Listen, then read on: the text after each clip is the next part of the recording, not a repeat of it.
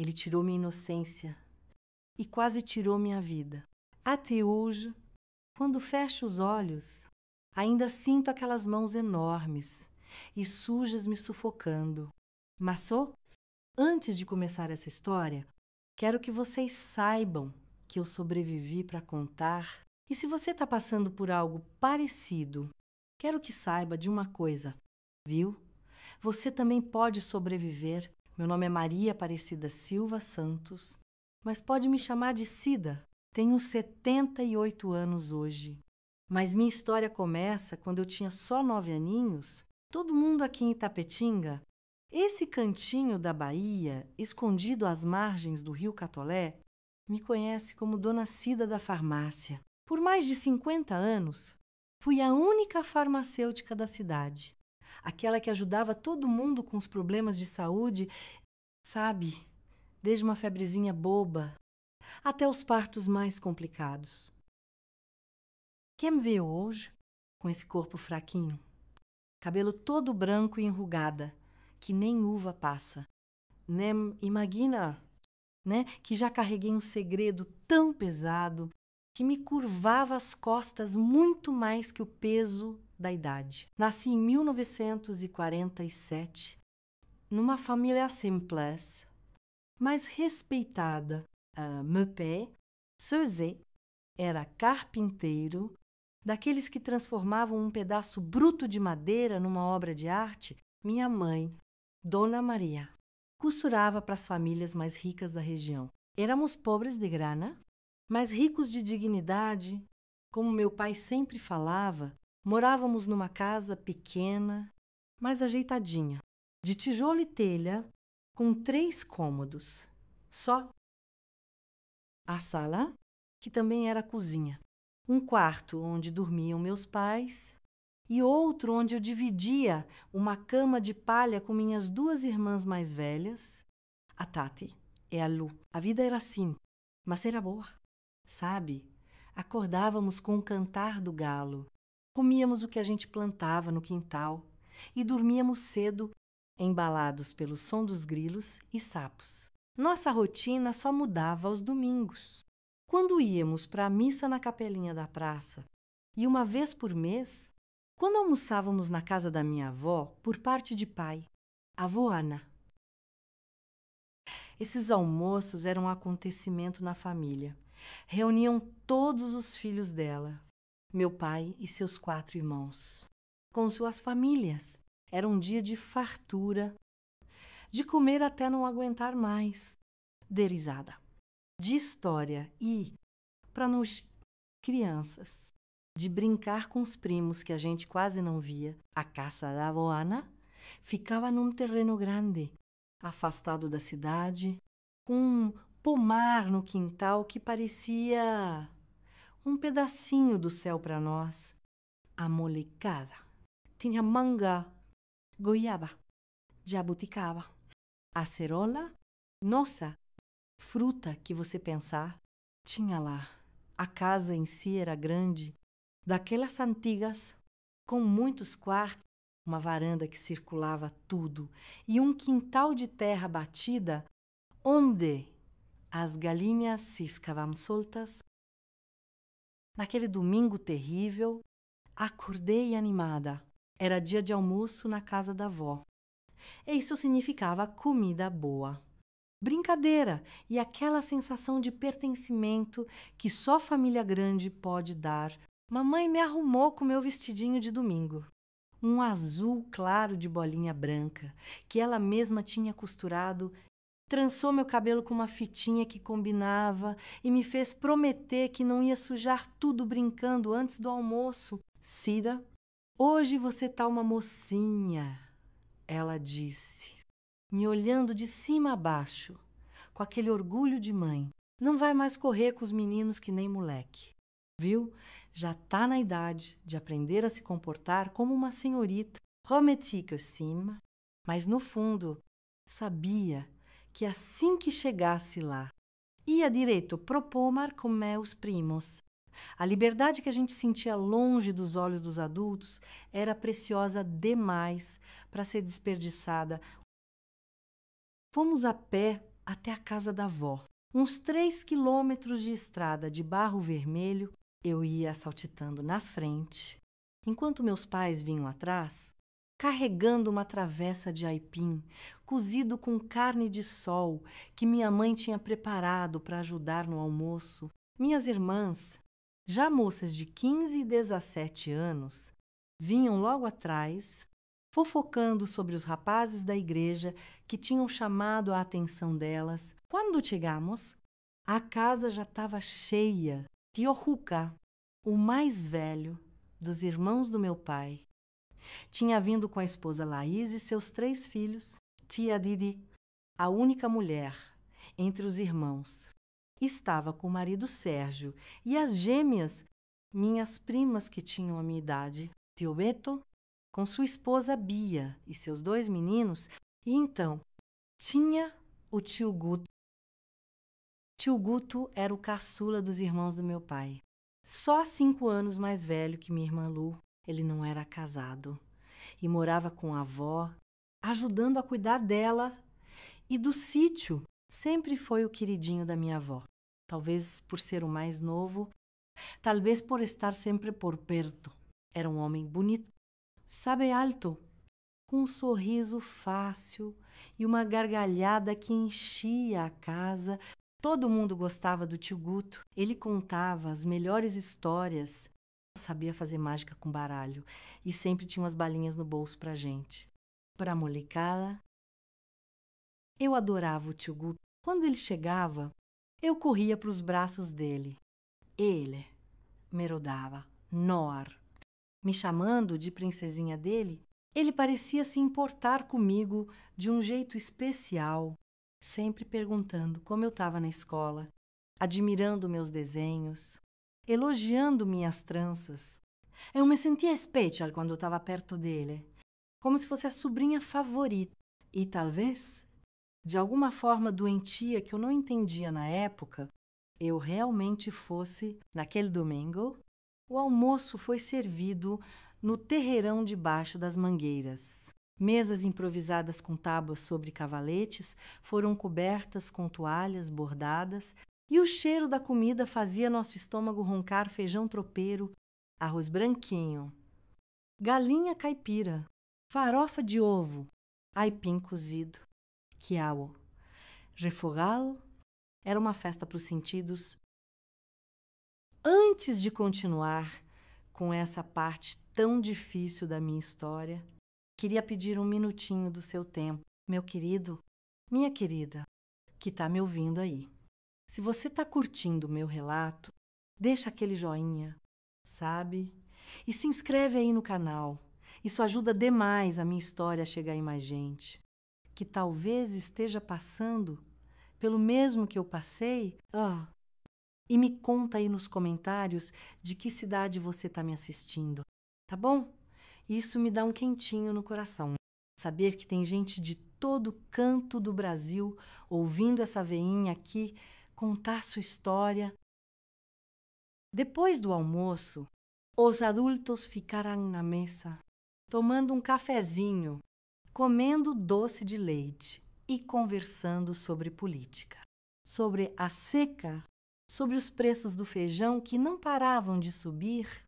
Nós, a criançada, recebemos permissão para brincar no pomar, desde que não subíssemos nas árvores, nem estragássemos as frutas que ainda não estavam maduras. Corremos para os fundos do sítio, loucos pela liberdade, brincamos de pega-pega, de esconde, esconde.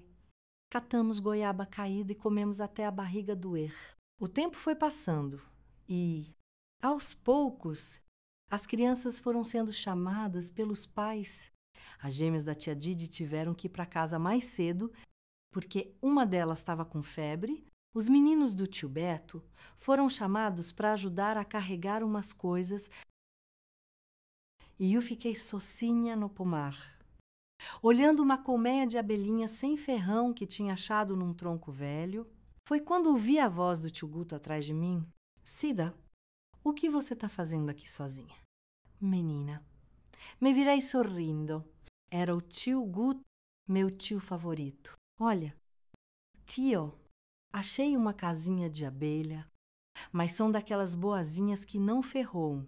Ele se aproximou, olhando por cima do meu ombro, senti seu corpo grande atrás do meu... seu cheiro de cigarro e cachaça. Não tinha notado antes, durante o almoço, mas agora percebia que ele tinha bebido mais que o normal, que o legal, princesinha. Mas não é bom ficar aqui sozinha. Não, tem muita cobra nessa parte do terreno.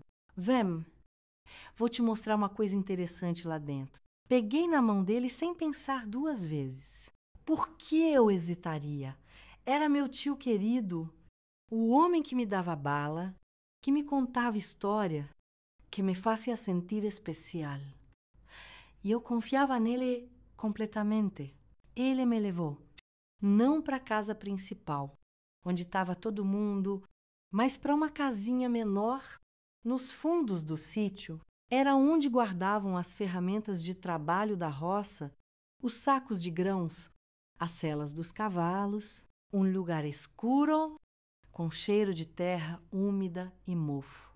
O que a gente vai ver aqui?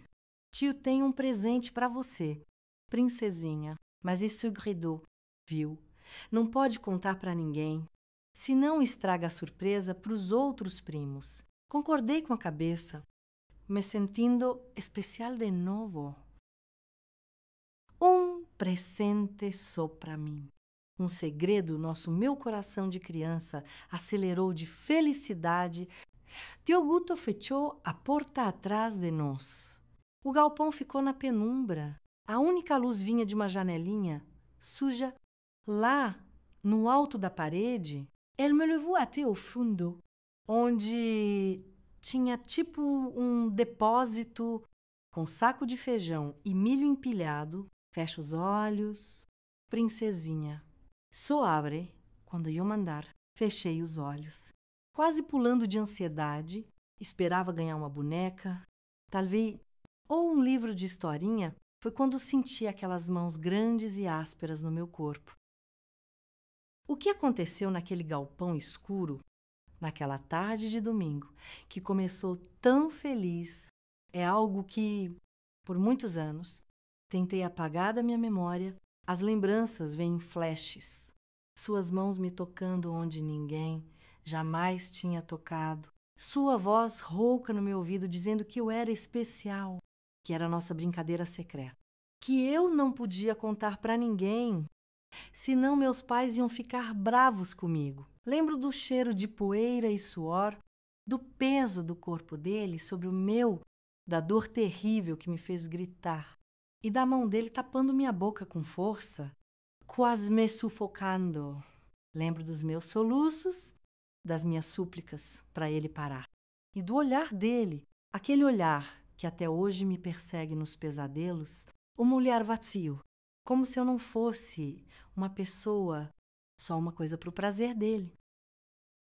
Não sei quanto tempo durou para uma criança de 9 anos, sofrendo uma violência daquelas, podia ter sido uma eternidade. Sei que, em algum momento, a dor foi tão intensa que meu corpo, incapaz de processar tanto sofrimento, simplesmente desligou. Eu perdi a consciência quando acordei. Estava sozinha no galpão escuro. Meu vestidinho azul de bolinhas, que mamãe tinha feito com tanto carinho, estava rasgado e manchado de sangue. Meu corpo doía de um jeito que eu nunca tinha sentido antes. Tinha sangue escorrendo pelas minhas pernas e eu não entendia direito o que tinha acontecido. Só sabia que tinha sido algo horrível, algo proibido, algo que tinha me quebrado por dentro. Tentei me levantar, mas caí. Tentei gritar, mas minha voz saiu fraca. Um sussurro rouco. Me arrastei até a porta, deixando um rastro vermelho no chão de terra. Quando finalmente consegui abrir a porta, a luz do fim da tarde me cegou por um instante. Ouvi vozes me chamando ao longe. Minha mãe, meu pé, me Procurando, tinha perdido a noção do tempo. Quanto tempo fiquei desacordada naquele galpão. 1 hora, 2 tentei chamar por eles, mas só consegui soltar um gemido. Foi minha irmã Tati quem me encontrou primeiro. Lembro do grito dela ao me ver, do seu rosto se transformando de horror, do poviera muspe, e o mundo virou um turbilhão de vozes assustadas. Decoro? De perguntas que eu não conseguia responder. Moi dois. O que aconteceu com ela, Cida? Quem fez isso com você? Chama um médico rápido. Fui carregada nos braços do meu pai de volta para a casa principal. Lembro dos olhares horrorizados de todos, dos gritos da minha mãe, do choro da minha avó. E lembro do tio Guto, parado num canto, observando tudo com uma expressão que misturava preocupação e algo mais que, na época, eu não soube identificar, mas ruia oisai era medo. Medo de ser descoberto, não consegui dizer nada. O chog, a fagonha, o medo. E aquela sensação horrível de que algo precioso tinha sido roubado de mim me deixaram num tipo de transe. Só conseguia chorar, um choro silencioso e constante. Enquanto me enrolavam num cobertor e me colocavam na carroceria da caminhonete do tio Beto para me levar para o hospital na cidade vizinha. A última coisa que vi antes de sairmos do sítio foi o rosto do tio Guto observando de longe e seus lábios, formando as palavras que ele tinha me dito no galpão. É nosso segredo. A viagem até o hospital foi um pesadelo. Cada solavanco da caminhonete, naquela estrada esburacada, era como uma facada no meu corpo já destruído. Minhas lágrimas secaram. Não porque a dor tinha passado, mas porque parecia que meu corpo não tinha mais nada para dar. Eu estava vazia. Uma casca de menina. O hospital ficava em Jequié. A cidade maior perto de Tapetinga era um prédio branco, de 2 andares, com um crucifixo grande na entrada. Naquela época, a maioria dos hospitais do interior era administrada por freiras. Lembro dos olhares horrorizados das enfermeiras quando me viram, das conversas baixinhas, do rosto da freira diretora se contorcendo numa expressão que misturava pena e indignação. A menina foi violentada. Ouvi alguém dizer. Embora na época eu nem soubesse direito o que essa palavra significava. Sabia apenas que algo terrível tinha acontecido. Algo que fazia os adultos baixarem a voz e trocarem olhares pesados. Me levaram para uma salinha pequena e branca. Uma médica veio me examinar. Lembro do alívio que senti por ser uma mulher. Suas mãos eram gentis, mas cada toque ainda assim me causava dor. Ela falava baixinho comigo, tentando me acalmar, mas eu estava além do alcance de qualquer conforto. Vamos ter que operar. Lá ouvi a médica dizer aos meus pais: os ferimentos internos são graves. O que se seguiu foi um borrão de agulhas. Máscaros. Há luzes fortes, vozes distantes e, graças a Deus, escuridão quando a anestesia finalmente fez efeito. Ao acordar, horas depois, estava numa cama de hospital, com tubos e faixas por todo lado. O quarto estava escuro, iluminado apenas pela luz fraca que vinha do corredor. Na cadeira, ao lado da cama, minha mãe dormia, numa posição desconfortável, o rosto inchado de tanto chorar. Quis chamar, Ló, mas minha voz não saía. Tentei mexer a mão para tocá-la, mas meu corpo parecia pesar 1 tonelada. Foi então que ouvi um som vindo da porta, passos leves, cuidadosos. Meu coração disparou, o pânico tomando conta de mim. Seria ele. Teria vindo para me silenciar. De vez a porta se abriu lentamente e a luz do corredor revelou o rosto do meu pai. Eu nunca tinha visto meu pai daquele jeito, sabe? Seu Zé sempre foi um homem forte. Rojedo, daqueles que não mostra fraqueza, nem quando o mundo está caindo aos pedaços, mas o homem que eu vi naquela porta. Moidos, ele estava destruído. Os olhos vermelhos, o rosto envelhecido, 10 anos num único dia, a postura curvada, como se carregasse o peso do mundo. Ele se aproximou da cama, pensando que eu ainda estava dormindo. Com cuidado infinito, ajeitou o cobertor sobre mim. Uma carícia tão leve que mal senti, vi lágrimas silenciosas descendo pelo seu rosto, marcado pelo sol e pelo trabalho duro. Minha filhinha. E ele sussurrou, tão baixo, que quase não ouvi, me perdoa. Eu devia ter te protegido. Foi a primeira e única vez que vi meu pai chorar. O homem que enfrentava a tempestade sem piscar, que carregava tora de madeira pesada, como se fosse graveto, que nunca se curvou diante das dificuldades da vida, estava ali, despedaçado pela dor de não ter conseguido proteger sua filha mais nova. Fechei os olhos, fingindo ainda estar dormindo. Não queria que ele soubesse que eu tinha visto aquele momento de fraqueza, mesmo criança.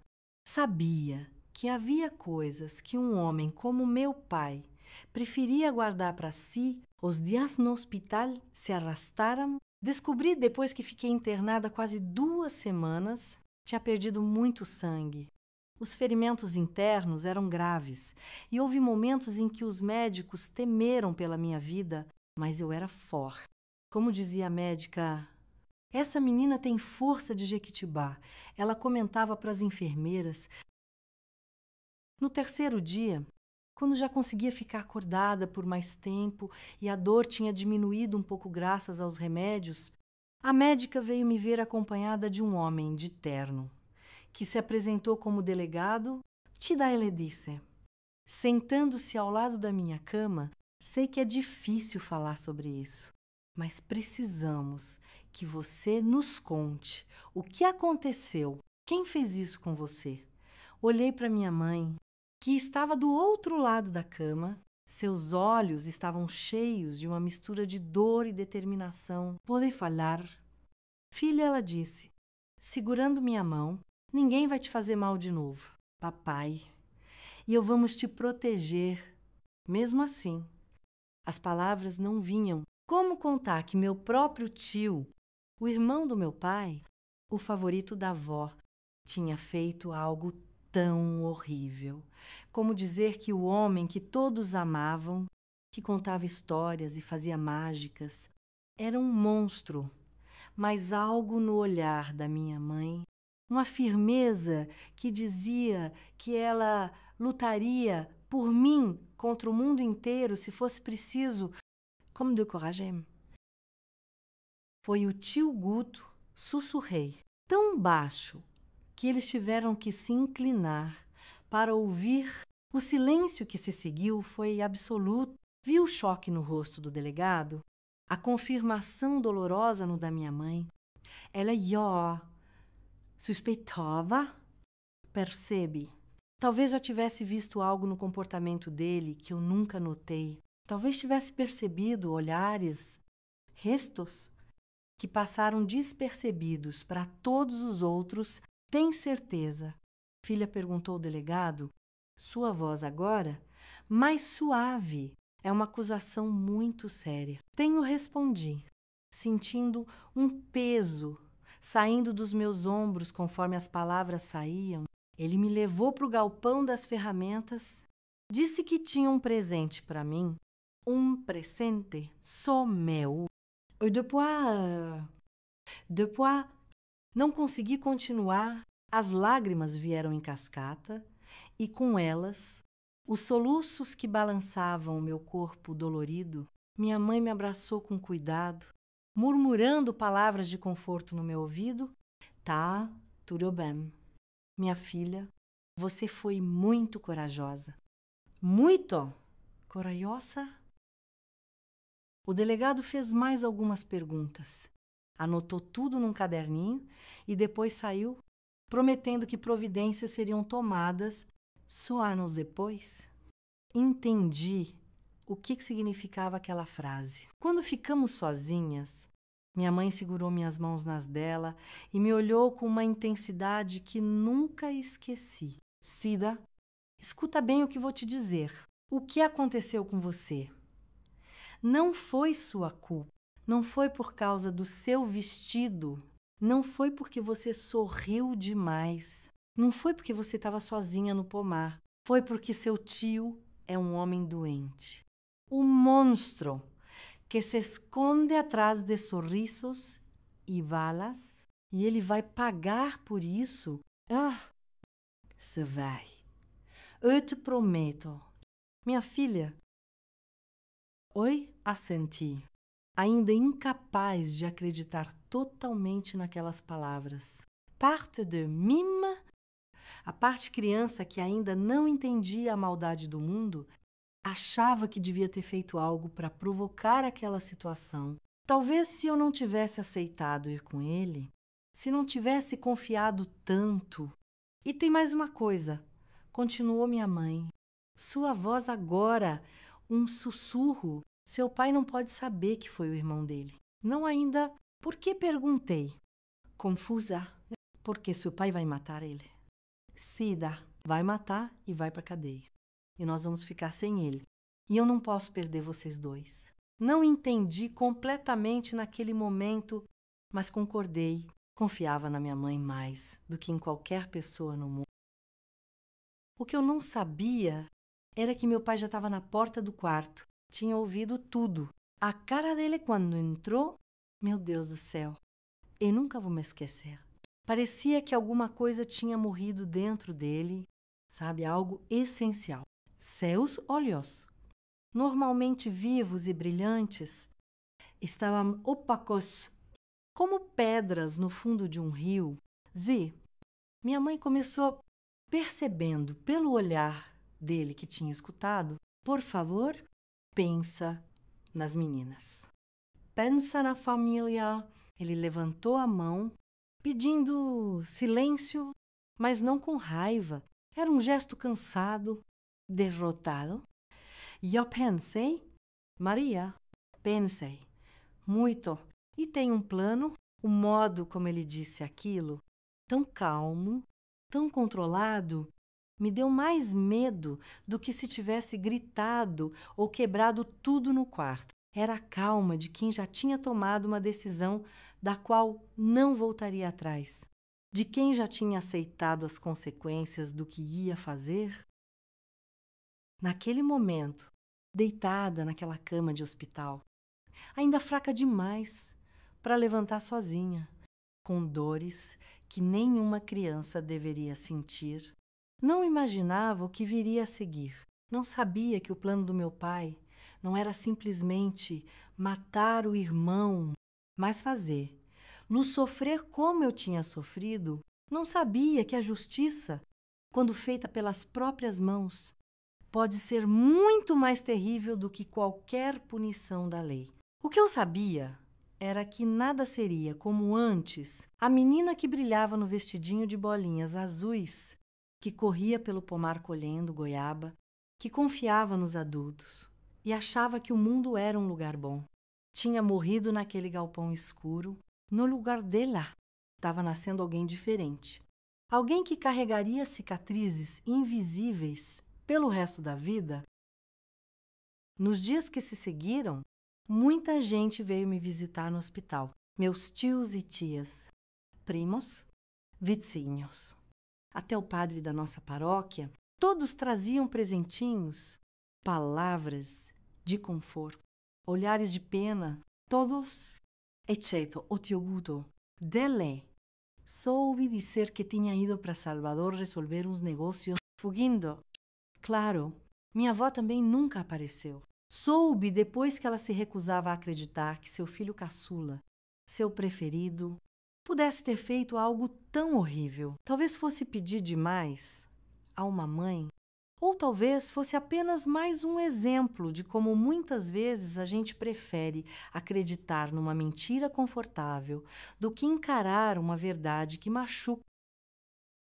Uma semana depois da minha conversa com o delegado, quando já estava melhorando e os médicos falavam em me dar alta em breve, meu pai veio me visitar sozinho.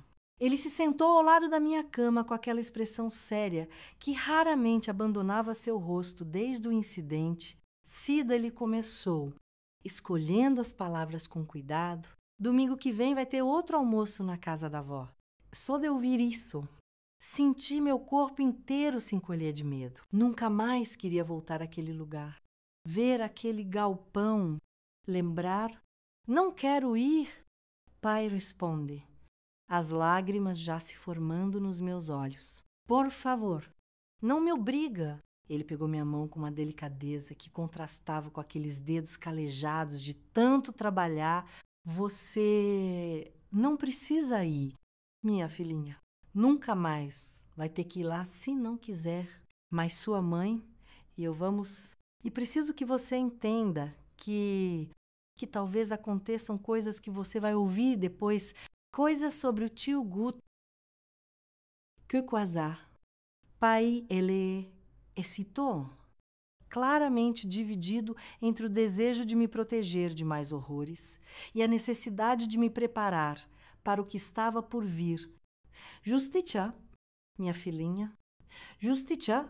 A palavra ficou pairando entre nós, cheia de promessas sombrias, de segredos que eu ainda era jovem demais para compreender, mesmo não sabendo exatamente o que meu pai planejava. Senti um calafrio. Não era apenas medo, era também uma espécie estranha de alívio, a certeza de que, de um jeito ou de outro, tio Guto pagaria pelo que tinha feito. Quando você sair daqui, meu pai continuou, vamos para a casa da sua tia Didinha e Léus. Vocês e você. Sua mãe e suas irmãs vão ficar lá por um tempo. E vous depois, e a escola, pai e a casa. E os meus livros, ele sorriu. Um sorriso triste que não alcançou os olhos. Tudo isso pode esperar?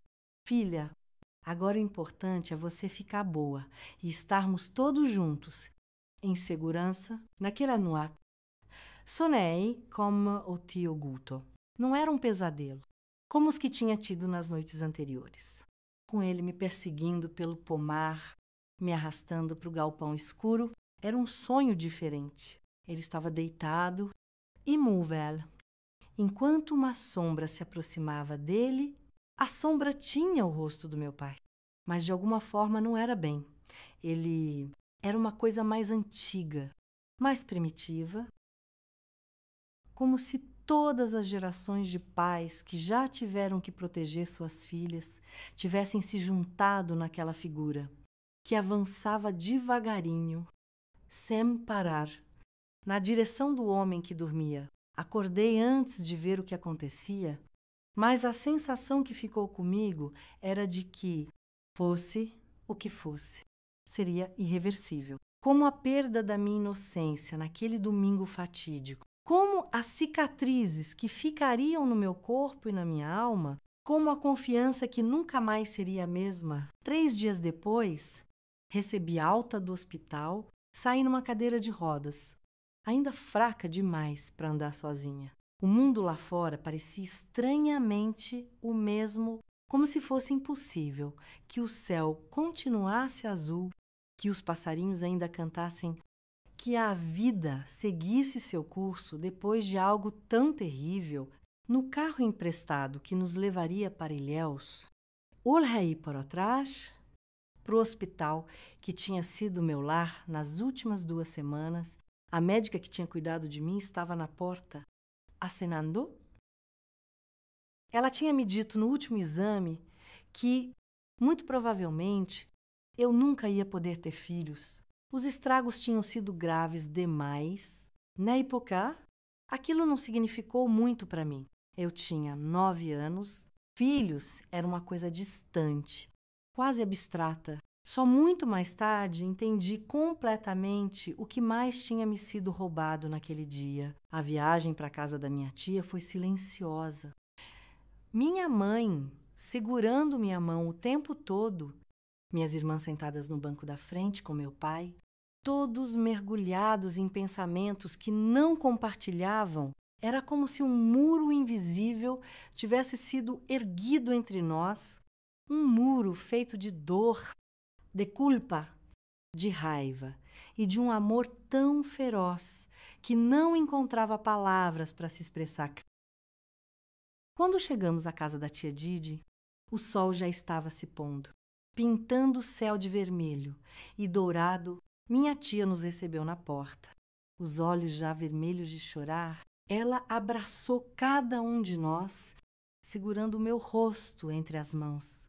Quando chegou a minha vez, olhando fundo nos meus olhos, como se procurasse sinais do estrago que ia além das marcas físicas. Aquela noite foi a última vez que vi meu pai antes do próximo domingo. Ele se despediu de cada um de nós com abraços longos, palavras sussurradas, promessas de que logo estaríamos todos juntos novamente. Com minha mãe, foi diferente. Os dois se afastaram.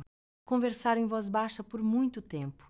E quando voltaram, vi que minha mãe tinha chorado, mas havia algo mais em seu rosto, uma determinação feroz, quase selvagem. Volto no domingo à noite, meu pai disse antes de partir. Fiquem aqui, não saiam para a cidade.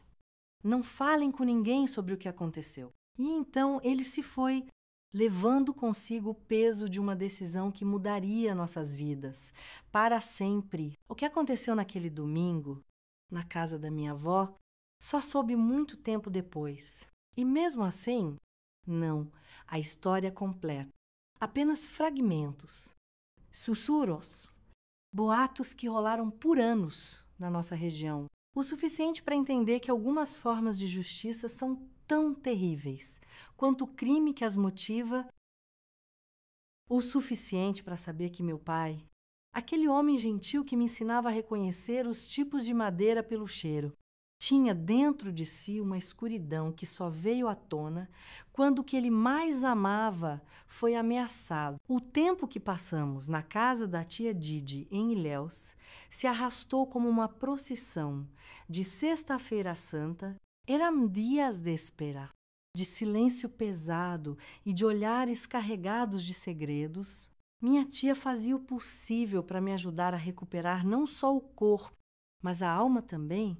Preparava as comidas que eu mais gostava, me deixava dormir com uma lamparina acesa e nunca me pressionava a falar sobre o que tinha acontecido. Minhas irmãs, Tati e Lu, se revezavam ao meu lado, lendo historinhas, penteando meu cabelo, tentando me fazer sorrir com piadas que já não faziam sentido para mim. Via nos olhos delas não só a tristeza, mas também um medo novo.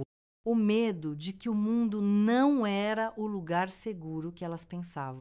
Que o mal podia vir vestido de família, com voz gentil e mãos. Que antes só ofereciam balinhas. Minha mãe quase não dormia. Anuat, eu a ouvia andando pela casa, murmurando orações, às vezes chorando baixinho, quando pensava que ninguém podia ouvir. Durante o dia, ela se mantinha forte por mim, por nós todos, mas seus olhos tinham um brilho febril, como se estivesse constantemente calculando, planejando, se preparando para algo que eu não conseguia compreender completamente. O domingo demorou a chegar e, ao mesmo tempo, veio rápido demais. Quando o sol nasceu naquele dia, senti um peso no estômago, uma certeza obscura de que algo irreversível estava prestes a acontecer. Minha mãe se vestiu com cuidado, escolhendo um vestido preto simples, amarrando o cabelo num coque apertado Não era a roupa festiva de quem vai para um almoço de família. Era a roupa séria de quem vai a um acerto de contas.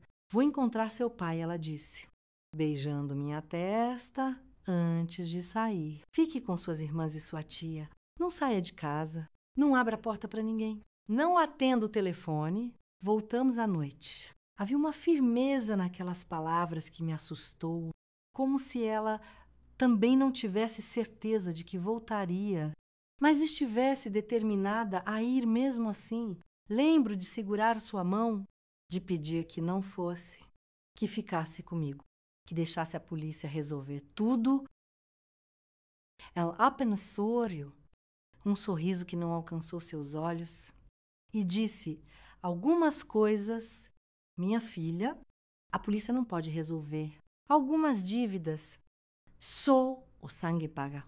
Aquelas palavras ficaram comigo, ecoando na minha cabeça como o sino da igreja nas manhãs de domingo. O que minha mãe, aquela mulher que me ensinara a amar o próximo, a perdoar 70 vezes 7, estava planejando fazer. O que meu pai, aquele homem que parava o trabalho para não pisar numa formiguinha, tinha preparado para o irmão, que traíra sua confiança da pior maneira possível. O dia se arrastou numa agonia de incerteza. Eu me sentia como se estivesse esperando por um resultado que já conhecia, mas que não queria aceitar.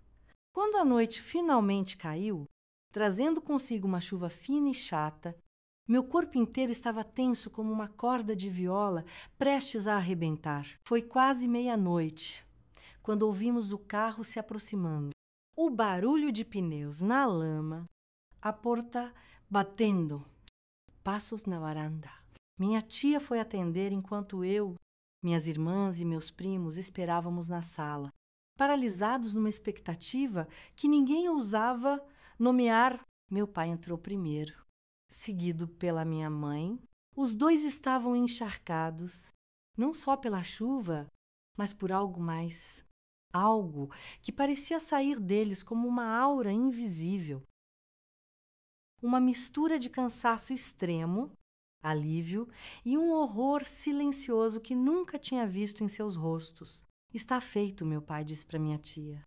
As palavras pesadas como pedras. Nunca mais ele vai tocar em nenhuma criança. Ninguém perguntou o que estava feito, o que tinha acontecido naquela casa distante onde eu perdi minha inocência. O silêncio que se seguiu era carregado de entendimento, de cumplicidade. Algo terrível tinha acontecido, algo que não seria discutido na frente das crianças, algo que nunca seria mencionado fora daquele círculo fechado. Meu pai veio até mim, se ajoelhou à minha frente, tomou minhas mãos pequenas nas suas, grandes e calejadas, seus olhos, que sempre me pareceram tão fortes, estavam marejados. Nunca mais, minha filha, ele disse. Vous embora, nunca mais ninguém vai te machucar assim. E eu prometo, acreditei nele. Com toda a fé que uma criança pode ter, acreditei que meu pai tinha consertado o mundo quebrado, que tinha eliminado o monstro dos meus pesadelos, que agora poderíamos voltar a ser o que éramos antes. Não sabia, então, que algumas coisas, uma vez quebradas, nunca mais voltam a ser como eram. Que algumas feridas, mesmo depois de cicatrizadas, continuam a doer quando o tempo muda. Quando a lembrança vem sem aviso, quando algo, um cheiro, uma sombra, traz tudo de volta, como se tivesse acontecido ontem. Dormimos todos juntos naquela noite, num amontoado de colchões no chão da sala. Ninguém queria ficar sozinho, nem mesmo os adultos. Era como se precisássemos da presença uns dos outros para afastar as sombras, para confirmar que ainda estávamos ali, inteiros, juntos, sobreviventes. 2 dias depois, partimos de volta para Itapetinga. não para nossa casa antiga. Essa tinha sido vendida às pressas para um comerciante da cidade. Fomos para uma casa nova, do outro lado da cidade, mais próxima do centro. Uma casa que meu pai tinha comprado com dinheiro da venda da antiga e de suas economias de anos. Uma casa sem memórias, sem fantasmas, sem o peso do que tinha acontecido. Os meses que se seguiram foram de lenta reconstrução. Meu corpo se curou mais rápido que minha alma. Os ferimentos físicos cicatrizaram, a dor diminuiu. Pude voltar a andar, a correr, a ser uma criança, no sentido físico da palavra, mas por dentro tinha envelhecido décadas em poucos dias. O delegado veio algumas vezes, fez perguntas, anotou respostas, mas nada parecia acontecer. Ele chamou meus pais para uma conversa particular. Quando voltaram, tinha uma expressão estranha, mistura de alívio e uma tristeza conformada. O caso está encerrado, meu pai disse naquela noite. Durante o jantar, Guto foi encontrado morto no Rio São Francisco. Aparentemente, se afogou, estava bêbado. Dizem, a forma como ele disse, aparentemente, a forma como minha mãe baixou os olhos. Me disse tudo o que eu precisava saber. Não foi um acidente, não foi suicídio, foi a justiça das próprias mãos, a lei antiga, de olho por olho, a sentença executada longe dos tribunais e dos juízes. Nunca soube exatamente o que aconteceu naquele domingo na casa da minha avó. Só muitos anos depois, quando já era adulto, ouvi fragmentos da história, comentários sussurrados, frases soltas em conversas de adultos que achavam que eu não estava ouvindo, o suficiente para formar uma imagem borrada, incompleta, mas aterrorizante. Pelo que pude entender, meu pai e minha mãe foram à casa da avó Ana, como se fosse apenas mais um almoço de família. Tio Guto estava lá. Tinha voltado de Salvador 2 dias antes. Ninguém sabia o que tinha acontecido comigo. A história oficial era que eu tinha caído de uma árvore no pomar e me machucado gravemente. Meus pés sentaram à mesa. Comeram. Conversaram, fingiram normalidade. Enquanto o veneno que minha mãe tinha trazido da farmácia fazia efeito lentamente no copo de tio Guto, não era um veneno para matar, era para paralisar, para deixar consciente, mas incapaz de se mover, de falar, on ne peut dire ajudar. Quando todos os outros convidados foram embora, quando minha avó se recolheu para descansar, eles o levaram para o mesmo galpão onde ele tinha me atacado. É lá, no mesmo local onde ele tinha destruído minha infância. Meu pé, bem, há coisas que é melhor não saber em detalhes, nem mesmo agora, tantos anos depois. O que sei é que depois eles o levaram para o Rio São Francisco. Ele ainda estava vivo, mas fraco, debilitado. A água fez o resto, levando embora não só sua vida, mas também as provas do que tinha acontecido antes. A notícia da morte de tio Guto se espalhou rapidamente pela região. Occidente trágico, diciam homem jovem. Cheio de vida, levado pelas águas do rio, uma pena, uma tristeza. Minha avó ficou arrasada.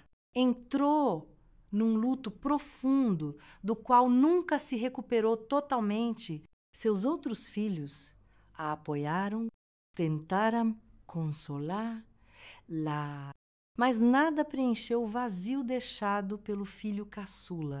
O preferido, o que ninguém disse publicamente, mas que todos suspeitavam, era a verdade sobre o que ele tinha feito. Numa cidade pequena como a nossa, os segredos têm pernas curtas. As perguntas sobre por que eu estava internada Os boatos sobre a violência do ataque, as suspeitas sobre quem poderia ter feito algo tão horrível.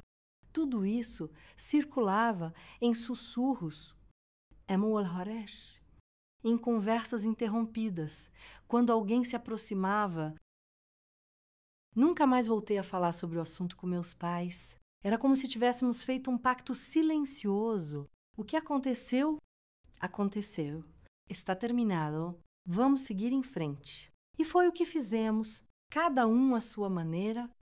Meu pai mergulhou no trabalho com uma intensidade nova, como se quisesse se limpar de algo através do suor e do cansaço físico. Minha mãe se tornou mais devota, mais rigorosa em suas práticas religiosas, passando horas na igreja, rezando por algo que nunca mencionava. Eu me refugiei nos estudos, descobri nos livros um mundo onde podia escapar, onde as histórias tinham finais felizes, onde a justiça prevalecia, sem precisar de mãos manchadas de sangue. Estudei com uma determinação que surpreendeu meus professores.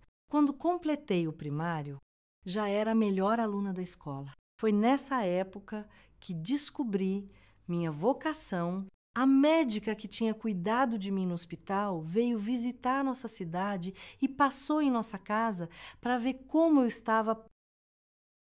Ela ficou impressionada com minha recuperação, com minha inteligência, com minha curiosidade sobre tudo relacionado à medicina. Você daria uma ótima médica, sábia. Ela comentou. Enquanto eu mostrava meus cadernos, onde anotava tudo sobre plantas medicinais que aprendia com os mais velhos da região, a ideia plantou-se em mim como uma sementinha médica.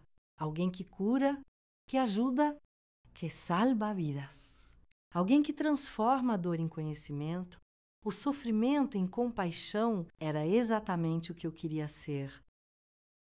Claro que, para uma menina pobre do interior da Bahia nos anos 1950, virar médica era quase um sonho impossível. Mas eu tinha dentro de mim uma força que nem eu mesma conhecia completamente. A força de quem enfrentou o pior e sobreviveu, de quem viu o monstro nos olhos e continuou de pé. Quando terminei o ginásio, aos 15 anos, já tinha um plano. Iria para Salvador. Ficaria na casa de uma prima distante da minha mãe, a prima Lia. Trabalharia durante o dia e estudaria à noite para terminar o colegial e tentar o vestibular para medicina. Meus pais hesitaram no início. A ideia de me deixar ir para a capital, tão longe deles, os apavorava. Depois de tudo que tínhamos passado, mas viram minha determinação, minha necessidade de seguir em frente, de transformar minha história em algo maior que a tragédia que havia marcado. Vá, minha filha, meu pai, finalmente disse. Depois de muitas discussões, vá e se torne a pessoa que você quer ser. Só não se esqueça de nós, da sua origem, de quem você é. Deixei Itapetinga numa manhã de março de 1963, com uma mala de papelão contendo tudo que eu tinha e um medo que se misturava com esperança no peito. Tinha 16 anos e, pela primeira vez, desde aquele domingo terrível, sentia que o futuro podia ser mais brilhante que o passado. Salvador me recebeu com seu calor intenso, suas ladeiras íngremes, seus cheiros de azeite de dendê e mar, sua mistura caótica de cores e sons. A casa da prima Lia ficava no bairro da Liberdade, numa rua estreita de casas coladas umas nas outras. Era pequena, apertada, abafada, mas para mim representava a liberdade, a chance de recomeçar, de ser apenas Cida, não a menina que sofreu aquilo. Consegui um emprego numa farmácia do bairro, limpando, organizando. às vezes até atendendo o cliente quando o movimento era grande. Ou dono, seu Nelson, um português de poucas palavras, mas coração generoso, logo percebeu meu interesse pela medicina, pelas propriedades das plantas, pelos remédios e seus efeitos. Menina, tu tens jeito pra coisa. Ele dizia, me ensinando a preparar pomadas, zaropes, pinturas. Quem sabe um dia essa farmácia não será sua? Eu sorria, agradecia, mas meu sonho era maior.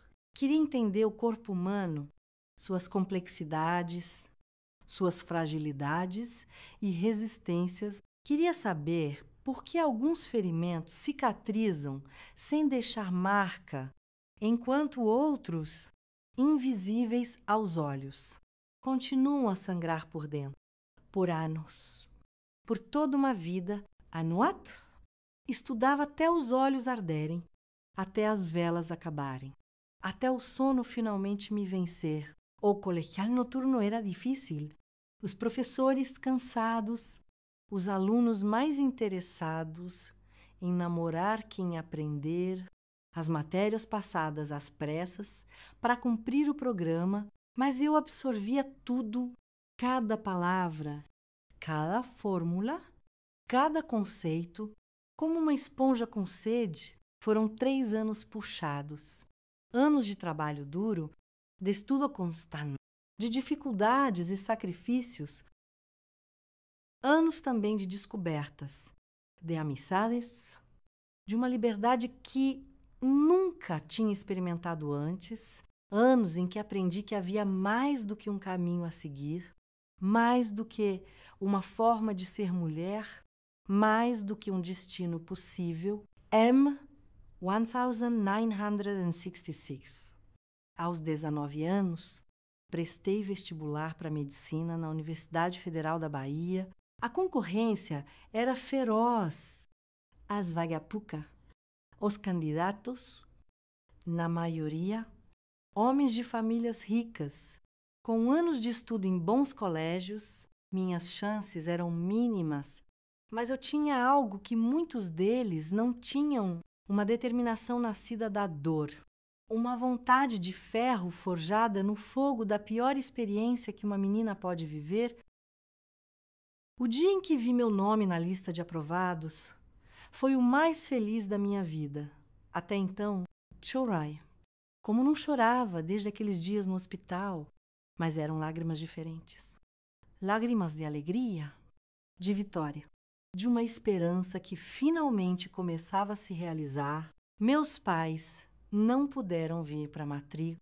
A viagem era longa, cara, e eles nunca tinham saído do interior da Bahia, mas mandaram uma carta que guardo até hoje, amarelada pelo tempo.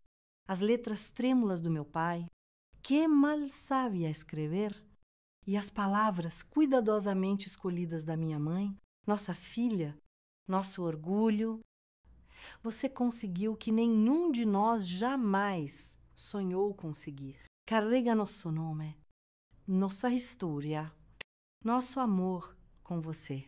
Por onde for, e lembre-se sempre, você é mais forte do que tudo que tentou te derrubar. Li e reli aquela carta tantas vezes que sabia cada palavra de cor.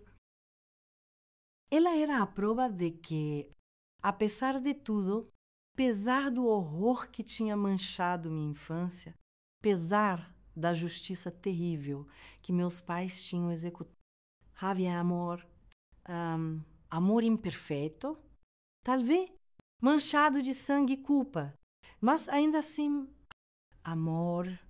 A faculdade de medicina foi mais difícil do que qualquer coisa que eu tivesse enfrentado antes. Os professores eram exigentes, as aulas puxadas, as noites de plantão cansativas ao extremo. Ser uma das poucas mulheres no curso trazia desafios extras, os comentários machistas, as piadinhas de mau gosto. Os professores que duvidavam da minha capacidade, mas nada disso me parou. Cada obstáculo apenas alimentava minha determinação. No 4º ano, quando comecei os estágios práticos, descobri minha verdadeira vocação ginecologia e obstetrícia. Trazer vidas ao mundo, cuidar da saúde das mulheres, especialmente daquelas que, como eu, tinham sofrido violências que deixavam marcas invisíveis, mas profundas. Era isso que eu queria fazer pelo resto da minha vida. Foi durante um plantão na maternidade, ajudando a trazer ao mundo um bebê de uma menina de apenas 13 anos, vítima de abuso. Como eu tinha sido, que tomei uma decisão, não voltaria para Salvador depois de formada, voltaria para o interior, para lugares como Itapetinga, onde meninas como eu, como aquela jovem mãe assustada, não tinham acesso a cuidados médicos adequados, a informação, a proteção. Me formei em 1972. Aos 25 anos, a cerimônia foi simples, mas meus pais estavam lá, mais velhos, mais curvados pelo trabalho duro e pelo peso dos segredos que carregavam, mas com os olhos brilhando de orgulho.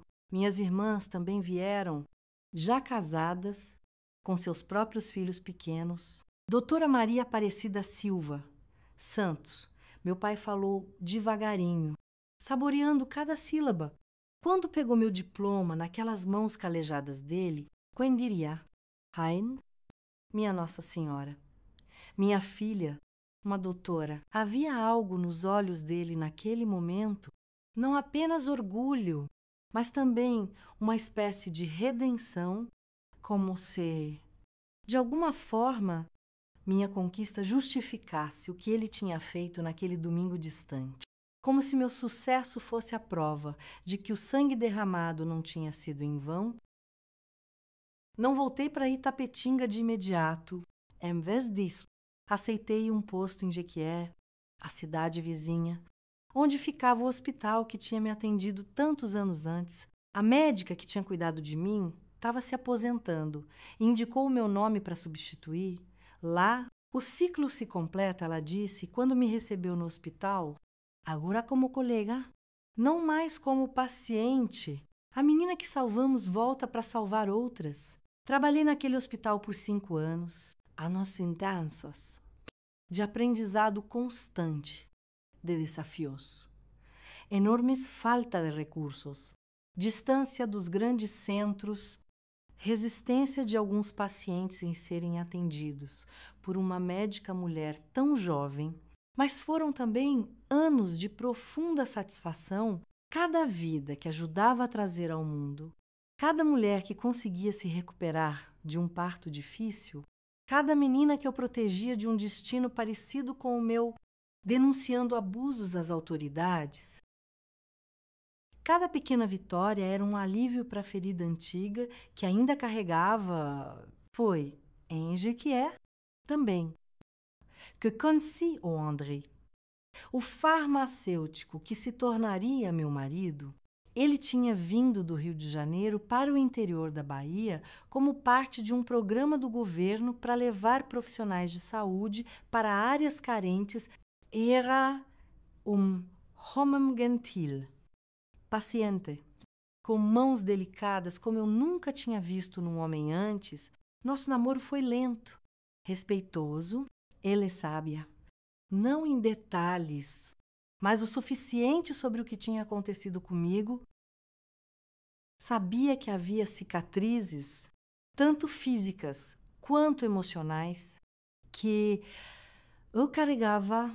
Sabia que havia noites em que eu acordava gritando, banhada em suor, frio, presa em pesadelos que vinham do passado, e sábia, acima de tudo, que eu talvez nunca pudesse dar a ele filhos biológicos. Não importa, meu amor, ele disse quando contei sobre essa última parte, as lágrimas escorrendo pelo meu rosto. Existem tantas crianças que precisam de amor, de cuidado. Se for para termos uma família, Daremos um jeitinho. Nos casamos em 1978, numa cerimônia simples na igrejinha de Jequié.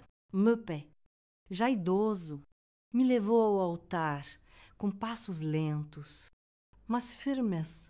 Minha mãe chorou durante toda a cerimônia lágrimas silenciosas que falavam de alívio, de gratidão por ver sua filha, aquela que quase perdeu, encontrando um caminho para a felicidade.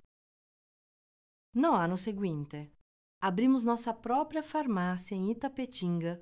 Voltei para a cidade que tinha deixado tantos anos antes, não mais como uma menina quebrada, mas como a mulher que tinha se reconstruído, pecha por pecha, cicatriz por cicatriz. A farmácia Silva Santos se tornou o coração da cidade.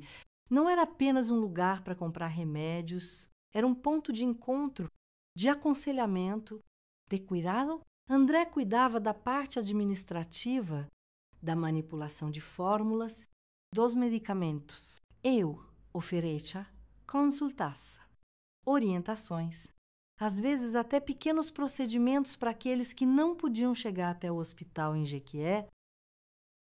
Ao longo dos anos, adotamos 3 crianças, o Léo, a Mari e a Carol, 3 alminhas que, como eu, tinham conhecido o lado mais sombrio da vida cedo demais.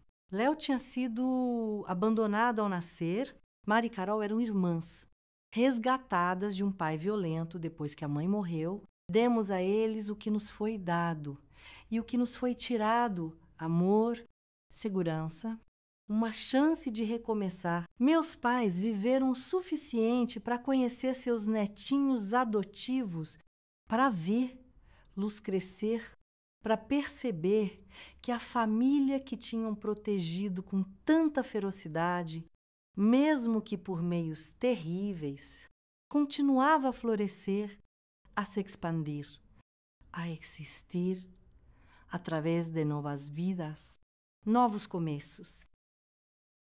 Quando meu pai morreu em 1985, encontrei, entre supertons, um recorte de jornal amarelado pelo tempo.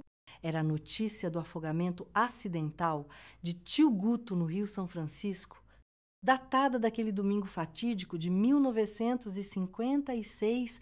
Ele tinha guardado aquilo todos esses anos como um lembrete, uma prova, talvez até como uma espécie de penitência. No verso do recorte, escrito com a letra trêmula dele, havia apenas uma frase: pela Cida, eu faria tudo de novo. Guardei aquele recorte não como um troféu ou uma celebração, mas como um lembrete de que o amor, mesmo quando se manifesta em seus aspectos mais sombrios, mais terríveis, ainda aí, amor, de que meu pai, aquele homem gentil que nunca levantou a mão para mim, carregou até o último dia o peso daquilo que fez para me vingar, para garantir que eu pudesse ter um futuro. A verdade é que nenhum de nós, nem meu pai, nem minha mãe, nem oi, saiu ileso daquela história. Carregamos as marcas, visíveis e invisíveis, pelo resto de nossas vidas.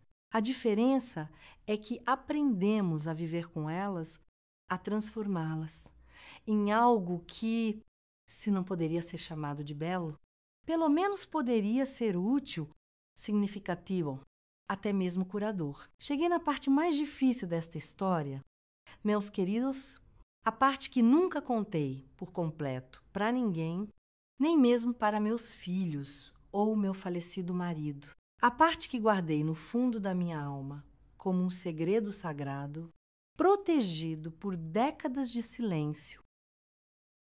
O que rolou naquele domingo, quando meus pais foram para a casa da avó Ana sem mim. É uma coisa que eu só fui saber aos pedaços, sabe? Fui juntando as pecinhas com o passar dos anos, algumas contadas em momentos de fraqueza pela minha mãe, outras sussurradas por minha tia Didi anos depois, outras ainda deduzidas por olhares. Suspiros pesadelos que meu pai tinha nas noites de tempestade. Naquela semana, entre minha internação no hospital e o domingo do almoço, meus pais passaram horas planejando cada detalhe. Lembro das noites em que os ouvia conversando em voz baixa no quarto ao lado, das frases soltas que conseguia captar. Tem que parecer acidente. Ninguém pode suspeitar. Ele tem que sentir o que ela sentiu. Minha mãe foi à farmácia em Ilhéus, onde ninguém a conhecia.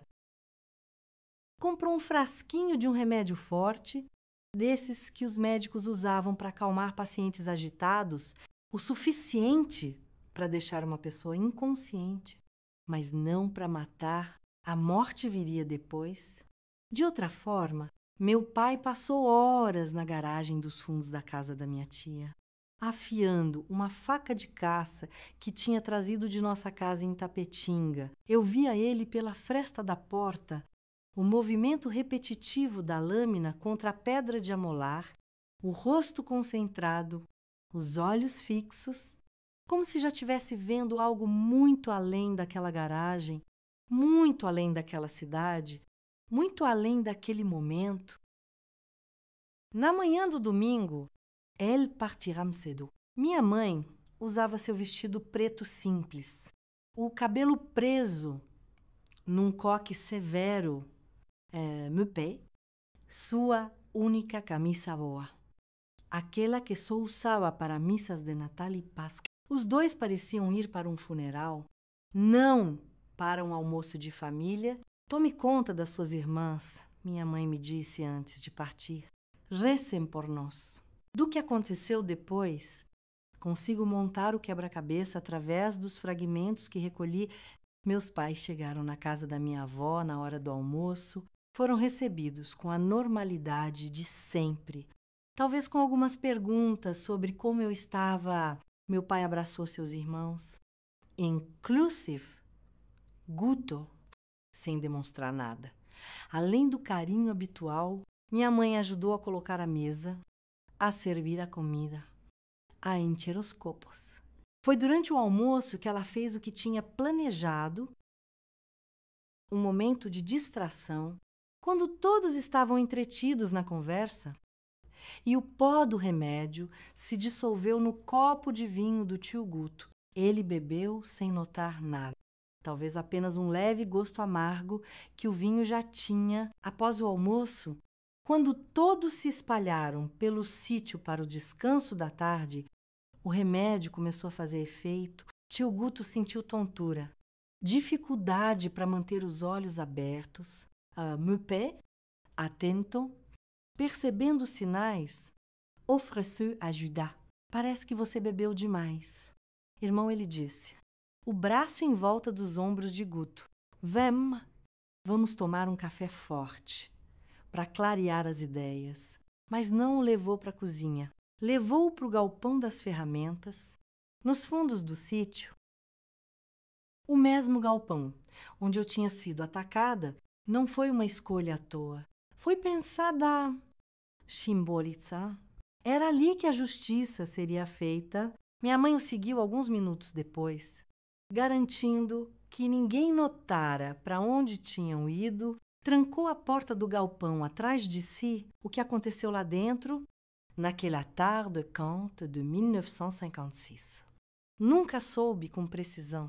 Há coisas que talvez seja melhor não saber completamente, mas sei que meu tio foi amarrado numa cadeira velha com as cordas que meu pai tinha trazido escondidas no fundo do carro.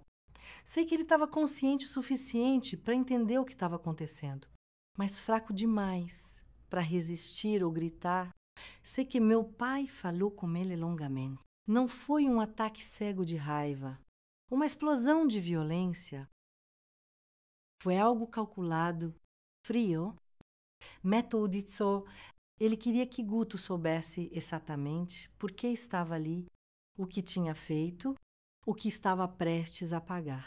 Você lembra do que fez com a minha filha neste mesmo lugar? Perguntou meu pai. A voz controlada, quase calma. Você lembra do choro dela, dos gritos do sangue? Dizem que o galpão tinha janelinhas. cobertas com panos escuros para que ninguém pudesse ver o que acontecia lá dentro, que a única luz vinha de uma lamparina a querosene, criando sombras que dançavam nas paredes como fantasmas. Sei que minha mãe estava lá, testemunhando tudo, às vezes participando, ela, que nunca havia levantado a mão para ninguém, que me ensinara que violência era pecado, que me mostrara a importância do perdão.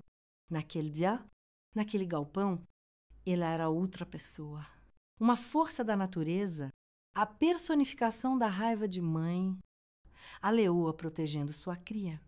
Mesmo que tarde demais, quero que ele sinta a mesma dor que a Cida sentiu, ela disse para o meu pai. Quero que ele saiba o que é ser impotente, ser judiado, ser destruído por dentro. E assim foi feito. Com a mesma faca que tio Guto talvez tivesse usado para ameaçar uma criança apavorada, meu pai fez ferimentos calculados para causar dor extrema sem matar. Ferimentos que deixariam cicatrizes permanentes, como as que eu carregaria para sempre, ferimentos em lugares que significariam que ele nunca mais poderia fazer a outra criança o que tinha feito a mim. Mas não foi só violência física, foi também uma tortura psicológica.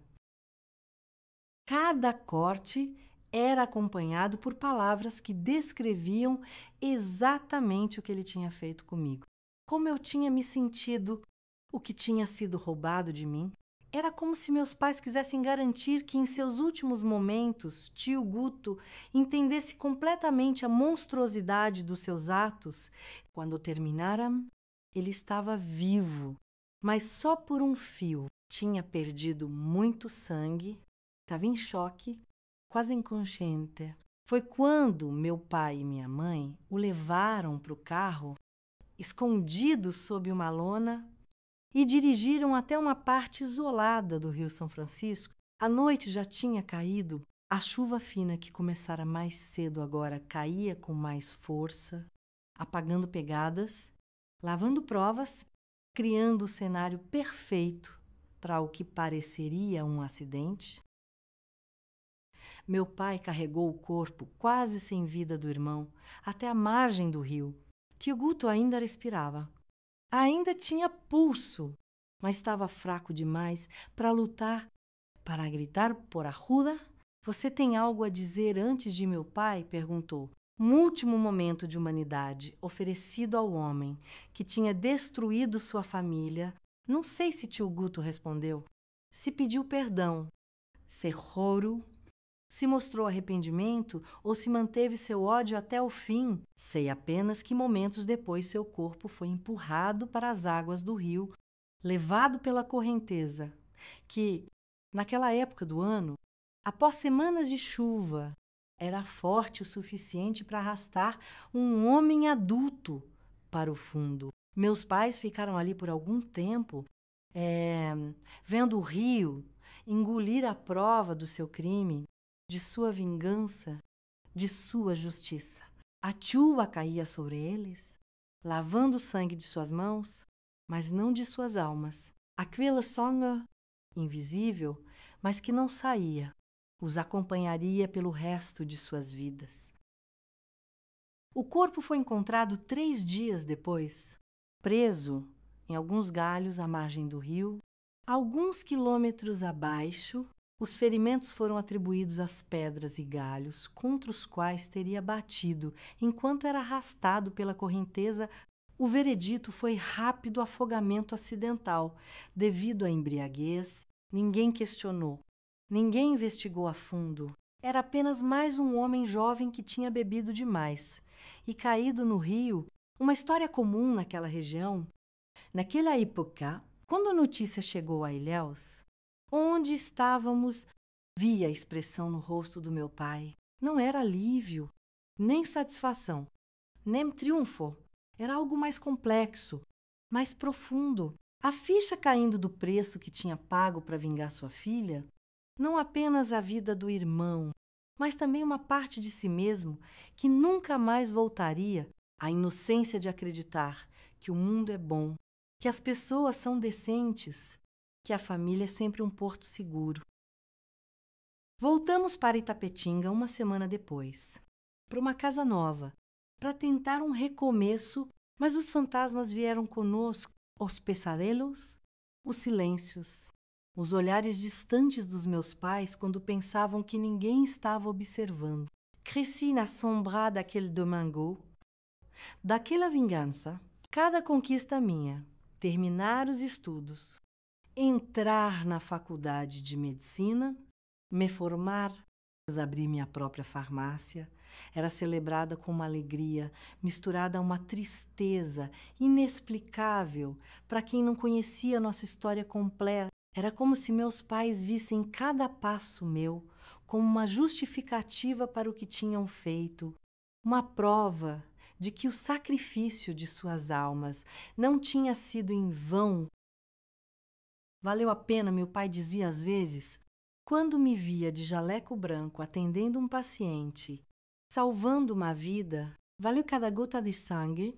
Ele nunca especificava de qual sangue falava. Se do meu, derramado naquele galpão quando eu tinha apenas 9 anos, ou do irmão dele, derramado no mesmo local anos depois, ou ainda o seu próprio, em sentido figurado, mas igualmente real, que ele sentiu escorrendo de seu coração no momento em que cruzou uma linha da qual não havia retorno. Minha mãe nunca foi tão direta. Ela falava através de gestos, a forma como segurava minha mão durante uma consulta médica difícil, o orgulho nos olhos. Quando eu explicava a uma mãe jovem como cuidar de seu bebê, a paz em seu rosto quando me via feliz, realizada, apesar de tudo, quando me casei com André, em 1978, vi meu pai chorar pela segunda vez na vida. A primeira tinha sido no hospital, quando me viu quebrada pelo abuso. Desta vez, eram lágrimas diferentes.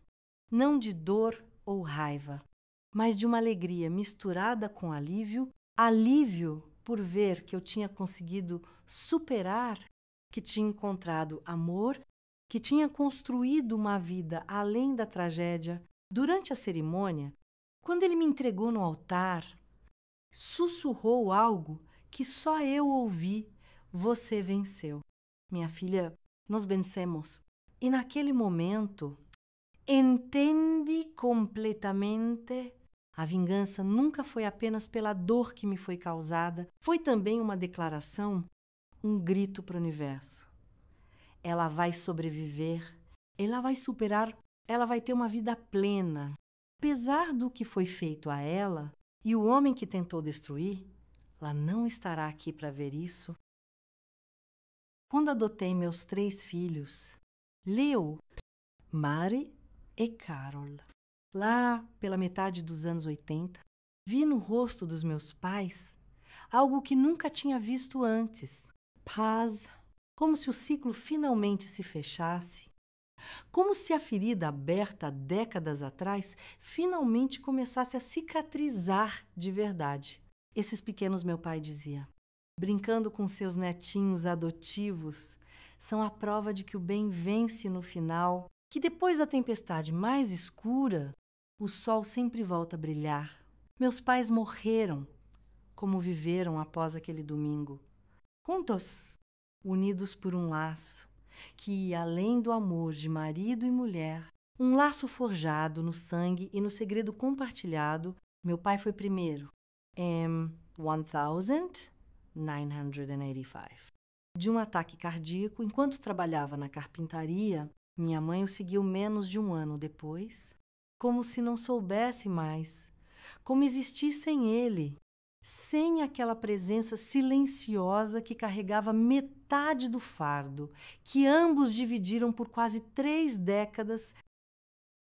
Fiquei com suas memórias, com seu legado complicado, com a certeza de que foram imperfeitos, falhos, humanos até o último fio de cabelo, capazes do amor mais profundo e do ódio mais selvagem, da proteção mais feroz e da vingança mais calculada, não estou aqui para julgar o que fizeram.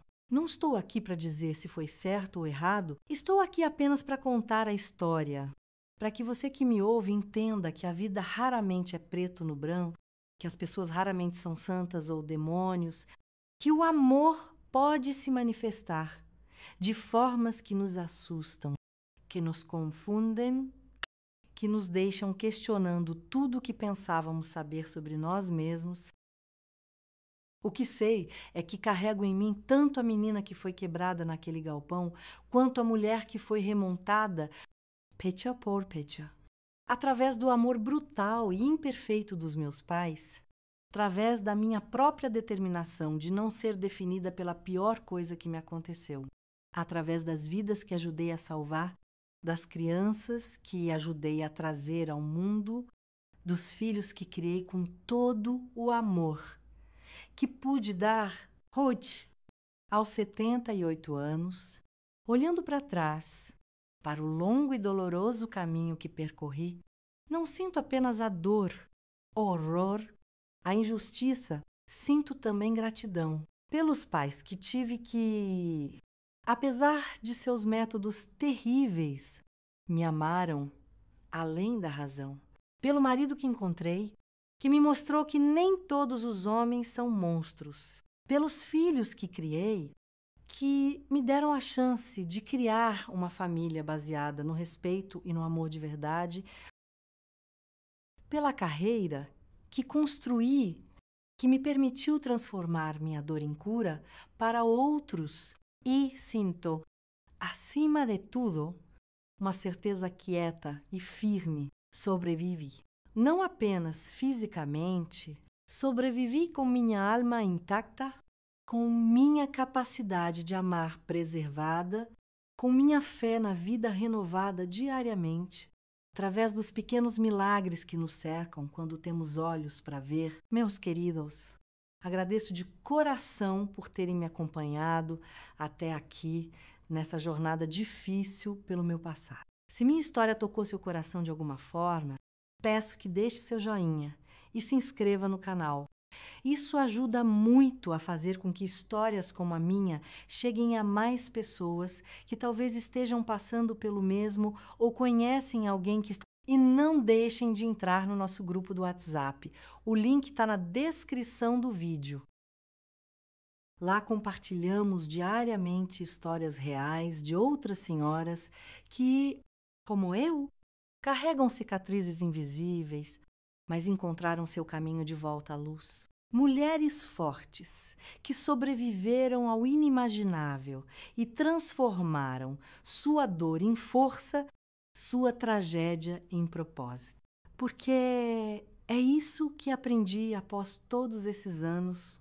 A vida pode nos quebrar de formas inimagináveis, mas a decisão de recolher os cacos e reconstruir algo novo, algo belo, algo significativo, essa decisão é toda nossa, é o único poder que ninguém pode tirar de nós.